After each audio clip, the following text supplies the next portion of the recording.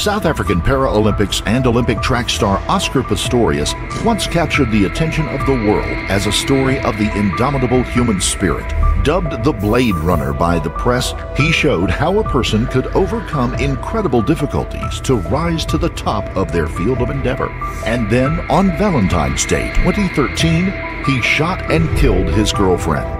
Let's look into the terrible turn of events and find out what happened and what would lead Oscar to being sentenced, resentenced, and resentenced again. Before we start, we would like to extend our deepest sympathies to the family and friends of Riva Steenkamp, the victim of that fateful night.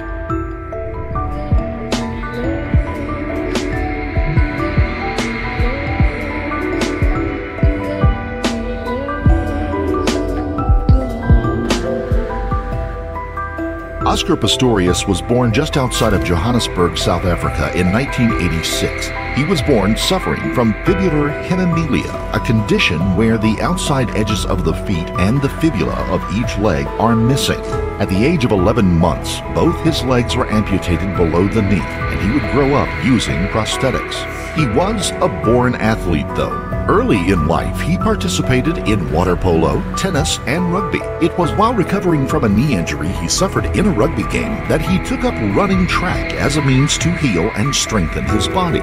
On the track, he would find not just his healing, but fame and fortune as well. He competed in events for both those who were amputees and against able-bodied sprinters. He beat all comers on the local, regional, and national level. He then moved on to the Paralympics, where he eventually was able to make the South African Olympic team. Oscar drew sponsors like Nike, BT, and Oakley. His good looks and the trademark prosthetic legs made the Blade Runner a worldwide celebrity. And he used that fame not just to promote himself, but to raise awareness in the limitless capabilities of human beings, no matter what difficulty they may face.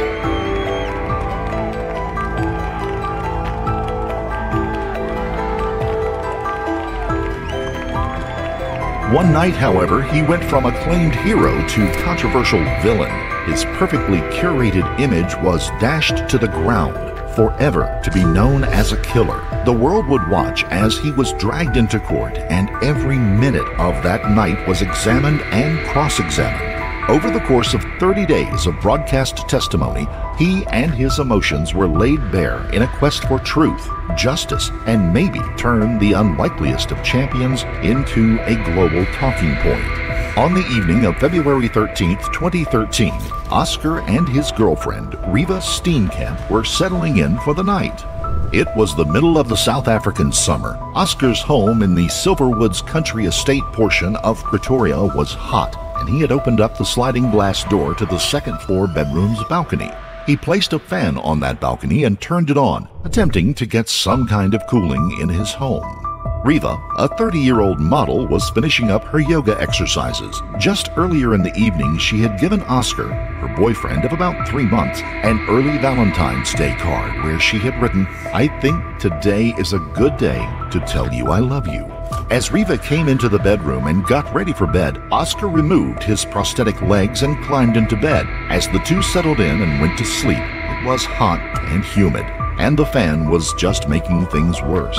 In the early morning hours, Oscar would awaken and decide that the fan was doing more to make the room uncomfortable than it was doing any good. So he got up and brought the fan in. He slid the sliding glass doors closed and returned to bed. And then he was startled by a sound coming from the adjoining bathroom area. In the dark, he whispered for Riva to take cover and to call the police. He thought the sound could have been a ladder being propped up against the house. The place was in the process of being painted, and the workers had left ladders lying around the yard and up against the walls of the house. Oscar reached under his bed and grabbed his Taurus PT-917. Still, without his prosthetic legs on, Oscar made his way to the short hall that joined the bathroom to the bedroom. In the dim light, he could see that the bathroom window was open, and there was sound coming from behind the door that led to a small toilet room. Something set him off, and he fired 4 shots into that door.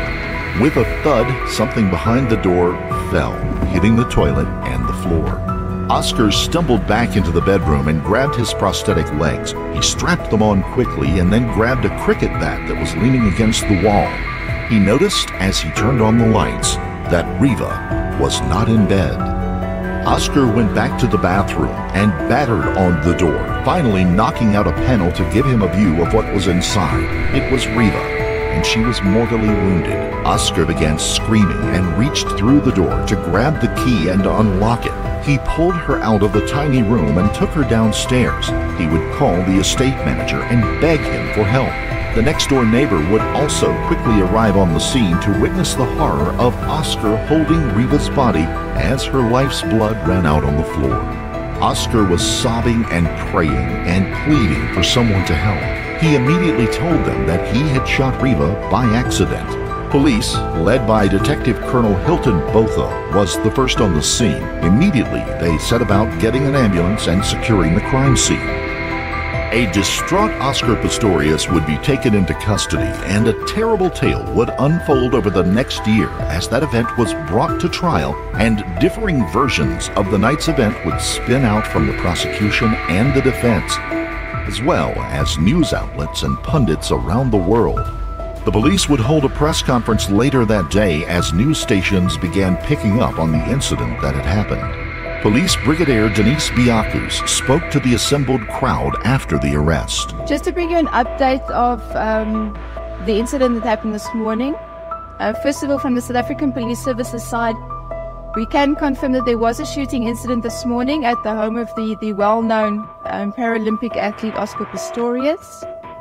At this stage, we can confirm that a young woman, a 30-year-old woman, did die on the scene of gunshot wounds. A 26-year-old man has been arrested and has been charged with murder. At this stage, he's on his way to a visit to the district surgeon for a medical examination, and he'll be appearing in the Pretoria Magistrates Court at 2 o'clock this afternoon. She continued answering questions about other arrests and other witnesses. We're talking about neighbors and people that heard things that happened earlier in the evening and when the shooting took place. Yes.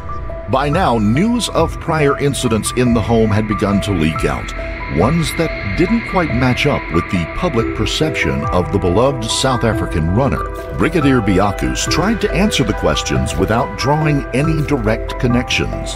I can't confirm whether it's related to the person who's been arrested, but I can confirm that there has previously been incidents at the home of Mr. Oscar Pistorius. There's been no reports of forced injury or persons on the premises who weren't supposed to be there at this stage. But obviously, again, this is part of an ongoing investigation that is far from finalized. It would be just over a year before Oscar would stand trial for the killing of Riva Steenkamp. While he never denied his part in her death, he maintained that he in no way knew that she was behind the bathroom door and that he had never thought of killing her. The prosecution would strongly and extensively argue otherwise.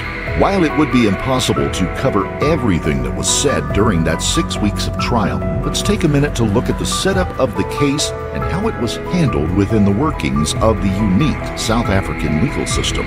The use of a jury in a criminal trial was eliminated in South Africa during the time of apartheid and has never been reinstated.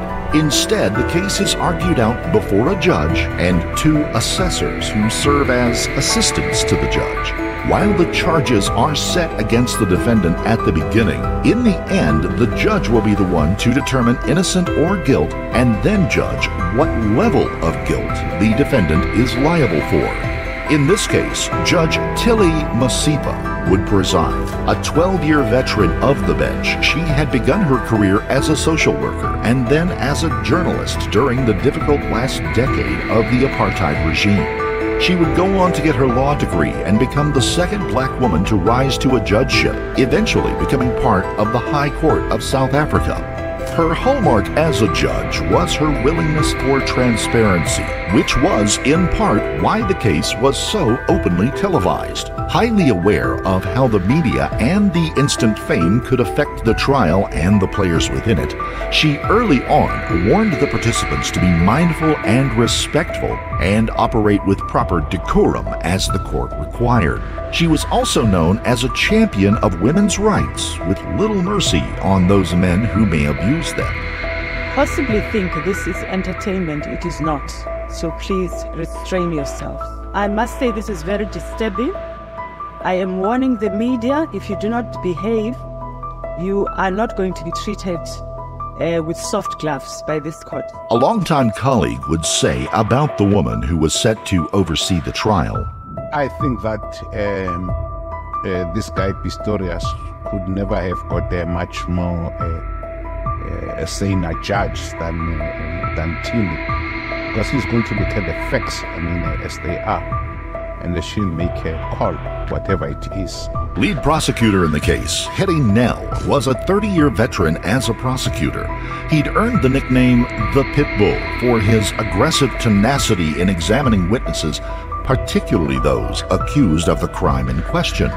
He had experience not just as a prosecutor, but also as a figure in high-profile cases that received international attention. He would push for a charge of murder against Oscar Pistorius, as well as 2 separate firearms charges and an illegal ammunition charge. He would also at times push Oscar on the stand to the breaking point, leaving the accused man in tears and physically ill. On the defense side, Barry Rue was the lead defense counsel. The 32-year veteran defense attorney had a reputation for dismantling prosecutions with pointed cross-examinations. A counterpuncher to Neil's aggressive badgering style, the two would garner quite a bit of attention for their own antics and angles as this case unfolded. As a note, anyone addressing the court in this case would follow South African legal protocol and direct their answers to the presiding judge. They are required to do so with respect, and therefore you will hear them say "milady" as they make their statements. As we said before, the court case was very long and well covered in the media.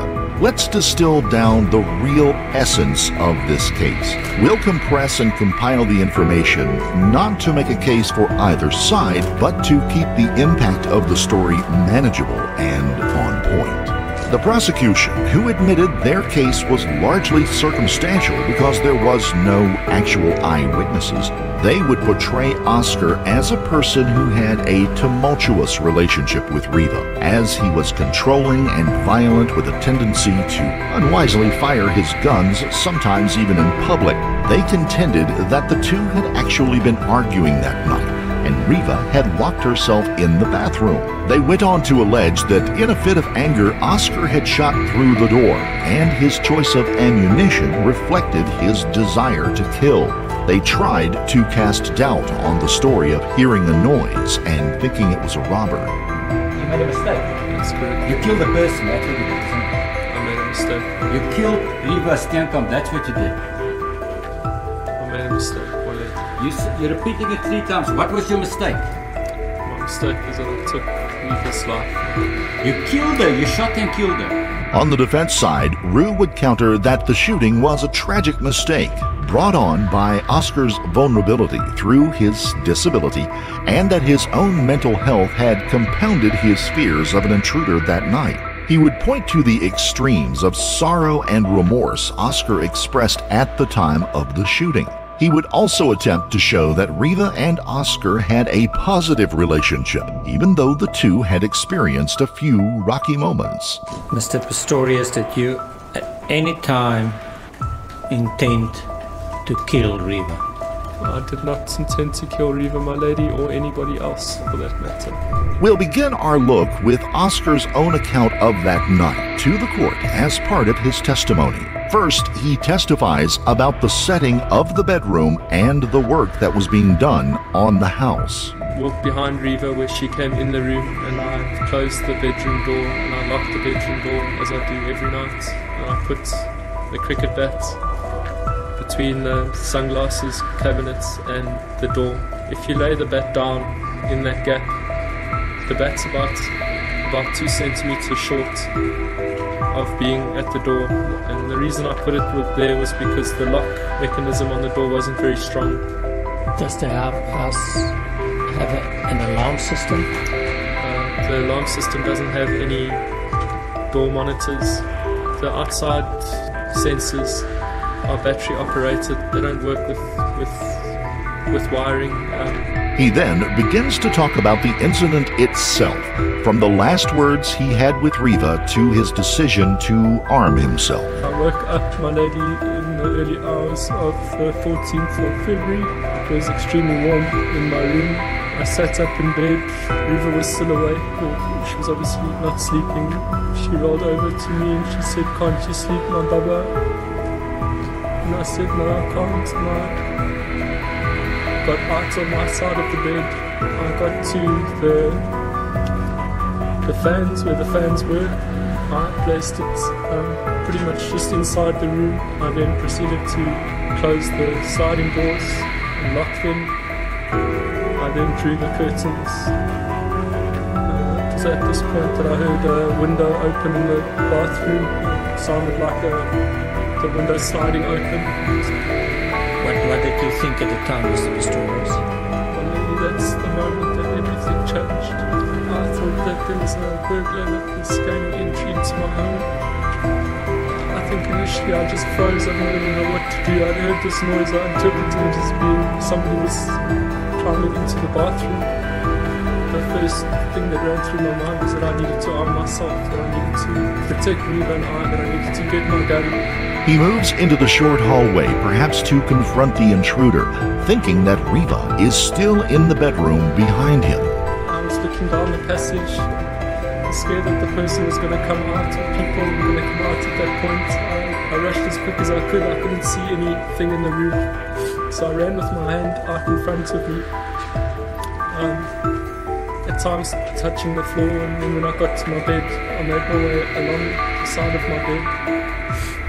I grabbed my firearm from underneath the bed, and it had a canvas holster on it. I immediately took it out the holster. I whispered for Riva to get down and phone the police. It was at that point that I was just overcome with fear, and I started screaming and shouting for the burglar or the intruders to get out of my house. I shouted for Riva to get on the floor. I shouted for her to phone the police. I screamed at the people, persons, to get out us. He enters the bathroom, and a sound sets everything into a do-or-die moment. Slowly made my way down the passage, constantly aware that this threat, these people or persons could come at me at any time. I stopped shouting because I was worried that if I shouted, the person would know exactly where I was. I put my head around the corner that I could get shot. He said he hears the toilet room door shut and reacts. I heard a door slam, which could have only been the toilet door. I couldn't see into the bathroom at this point, but I could hear the door slam. And for me to confirm that there was personal people inside the toilet or inside the bathroom at that time. As I slowly peered into the bathroom, I could see that the window was open. I saw that there wasn't anybody around the corner waiting to attack me. I started screaming again for Riva to phone the police. I wasn't sure where to point the firearm. I had it pointed at the toilet, but my eyes were going between the window and the toilet. And then I heard a noise from inside the toilet, but I perceived to be somebody coming out of the toilet. Before I knew it, I'd fired 4 shots at the door. His ears ringing from the loud gunshots in the enclosed bathroom, Oscar staggers back to the bedroom and then discovers that Riva is not there. My ears were ringing, I couldn't hear anything. So I shouted, I kept on shouting for Riva to phone the police. No one responded to me. At that point I lifted myself up onto the bed and I placed my hand back to the right hand side of the bed and I looked. I felt if Riva was there and I couldn't feel anything. The first thing I thought was maybe that she got down onto the floor. Like I told her to, maybe she's just scared. I think it was at that point that even first dawned upon me that it could be Riva that was in the bathroom, in the toilet. I made my way back to inside the bathroom and I walked up to the bathroom door. I tried to grab the handle and rip open the door, push the door open, and it was locked. Oscar then begins screaming for help. He grabs the cricket bat and heads back to the bathroom, now having some understanding of what has happened. I screamed for somebody to help me. my prosthetic legs on. I ran as fast as I could back to the bathroom. I ran into the door. Didn't move at all. I leaned back and I tried to kick the door. And nothing happened. I just placed my firearm on the carpet in the bathroom. I ran straight up to the door and I started hitting it. I think I hit it 3 times. I tried to open the door from the inside, but there was no key in the door, and I leant over the middle partition of the door, and I saw the key was on the floor. At that point, all I wanted to do was just climb into the toilet over the middle part of the door. Whilst I leant over the partition to get in, I saw the key, so I took it and I unlocked the door, and I flung the door open, and I threw it open, and I sat over Reva and I cried. Overcome with emotion in the courtroom, Oscar broke down. She wasn't breathing. Okay, we'll take an adjournment.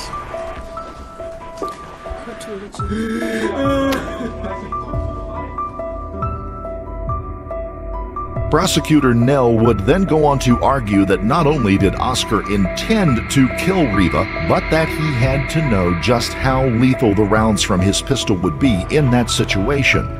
As part of this line of questioning, he presented a video of Oscar firing at a firing range, first using a shotgun and then the pistol used in the shooting of Reva. What we can see there is the effect the ammunition had on a watermelon. It exploded. Am I right? That's correct. You know that the same happened to Reva's head. It exploded. Have a look. The pistol used in the shooting was a 9mm Taurus semi-automatic pistol. The 9mm Luger round it fired would be considered a medium-powered handgun round that would not normally cause such horrific wounds. But this one had been loaded with Winchester Ranger rounds, part of their Talon series. This particular round fired a bullet that would quickly expand massively upon contact with the target, flowering out to create a massive wound channel and dump kinetic energy into the target. Punching through the door, they would have already reached maximum expansion. The wounds created were devastating. Bullets hit Reva in the head, pelvis, and in one arm. A 4th bullet missed but struck the toilet behind her. Ballistics experts and forensic scientists provided information about the angles of the shots and the trajectory of the bullets and the lethality of the wounds. Nell went after Oscar on the witness stand, pushing him to a breaking point. That's it. Have a look there, mister. I know you don't want to because you don't want to take responsibility, but it's time that you look at it. As I picked Reva up, my fingers touched her head. I remember. I don't have to look at a picture. I was there. The defense would counter by presenting the courtroom and the public with a completely different picture of Oscar. One of extreme vulnerability and an easy victim due to his physical limitations at the moment of the incident. He asked the man to remove his prosthetic legs and walk around on the stumps as he had on that fateful night. Let's look at who is the person.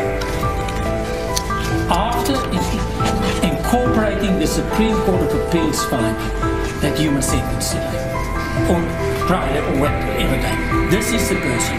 It's 3 o'clock in the morning. It's dark. He's on his stumps. That's all common cause. Not on his legs. He's not running around the track. He suffers from an anxiety disorder. This must all be seen in the context of his disability and the pervasive effect of the disability on his subjective thinking. He proceeded to the entrance of the bathroom because of his excessive fight response and his inability to run away. I don't want to overplay disability, but the time has come that we must just look at different eyes, at least with unbiased eyes. Look at that man's conduct. Was his fear rational? No, it was found not to be rational. Meaning that he was entitled to shoot? No. That's why he's convicted. Please, let's understand. Let's understand when you combine these factors. You can't look at each one in isolation. Put them in one box and see who's this man that you must sentence. The end of the trial, the relationship between Oscar and Reva had been dragged out before the public. The mental state of Oscar had been questioned and evaluated. The horrendous fate that befell Riva had been relived by her friends and family, and the case would fall to Judge Masipa to decide. Mr. Pistorius, please stand up. Having regard to the totality of this evidence in this matter, the unanimous decision of this court is the following. On count 1, murder read with section 51(1) of the Criminal Law Amendment Act, the accused is found not guilty and is discharged. Instead, he is found guilty of culpable homicide. On count 2, contravention of section 120, subsection 7 of the Firearms Control Act, number 60 of 2000, the accused is found guilty. Oscar Pistorius would be found guilty of culpable homicide, a crime similar to that of manslaughter in the U.S. He would be found guilty of reckless endangerment for the prior discharge of a friend's firearm at a restaurant in an unrelated incident. The ruling would mean that he was not guilty of murder in the death of Riva Steenkamp. Sentencing would happen on October 21st, 2014. He was sentenced to the maximum of 5 years for the culpable homicide and a term of 3 years concurrent for the endangerment charge. He would be eligible for supervised correctional release after only 10 months. Feeling that the case had not been decided correctly, the prosecution took the case to the nation's appeals court, arguing that even if there had been no initial plan to kill Riva, the very fact that Oscar knew how deadly the shots would be and that he knew there would be no chance of anyone surviving in the tiny toilet room, he was guilty of murder. The appeals court would eventually find in favor of the prosecution. Oscar's sentence would now be one for murder. The family had declined to address the court in the original sentencing, but the pain they had suffered throughout the ordeal became too much for them to remain silent. I don't wish that on any human being. Finding out what happened, it devastated us at times.